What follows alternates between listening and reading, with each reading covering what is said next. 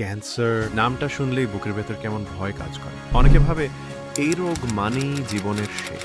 কেউ কেউ অ্যালোপ্যাথি চিকিৎসায় লাখ লাখ টাকা খরচ করে, কিন্তু শেষ পর্যন্ত সুস্থ হতে পারে না। হতাশা আর নিরাশায় থেকে যায়। কিন্তু আশার আলো এখনো নিভে যায়নি। বাংলাদেশের একজন নিবেদিত প্রাণ চিকিৎসক আছেন, cancer specialist doctor SM. Sarwar. তিনি শুধু একজন ডাক্তার নন, তিনি অনেক পরিবারের কাছে জীবনের শেষ ভরসা। তার হাতে চিকিৎসা নিয়ে ইতিমধ্যে 4,000-এরও বেশি ক্যান্সার রোগী সুস্থ হয়ে নতুন জীবন ফিরে পেয়েছেন। যারা একসময় ভেবেছিলেন সব শেষ, আজ তারা হাসছেন, স্বাভাবিক জীবনে ফিরেছেন, পরিবারের সঙ্গে নতুন করে স্বপ্ন দেখছেন। ডক্টর সারোয়ার শুধু ক্যান্সার নয়, নানান জটিল রোগেরও চিকিৎসা দিয়ে থাকেন।